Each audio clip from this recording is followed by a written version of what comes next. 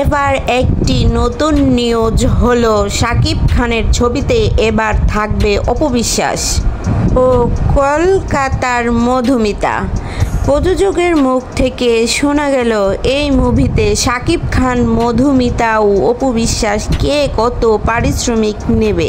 বিস্তারিত জানতে হলে ভিডিওটিতে একটি লাইক দিয়ে পুরো ভিডিওটির সঙ্গেই থাকুন। বাংলাদেশের সিনেমার ইতিহাসে এবার তৈরি হচ্ছে বিশাল কাস্টিং বোমা।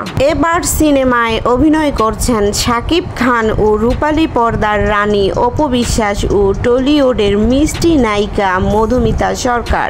তবে প্রশ্ন হচ্ছে তাদের তিনজনের মধ্যে কে পাবে বেশি পারিশ্রমিক, আর কেনই বা এত আলোচনায় সিনেমাটি?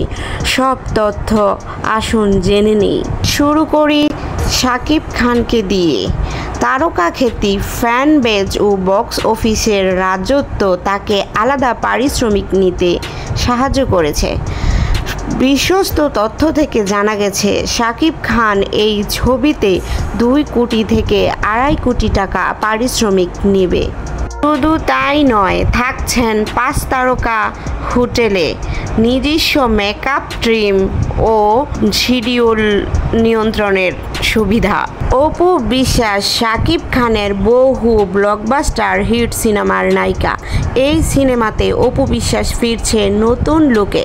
জানা গেছে অপু বিশ্বাস এই সিনেমাতে পারিশ্রমিক নেবেন 35 থেকে 40 লক্ষ টাকা। অপু জানিয়েছে স্ক্রিপ্ট ও চরিত্র যদি চ্যালেঞ্জিং হয় তবে তিনি তার সবটা দিয়ে অভিনয় করার চেষ্টা করবে।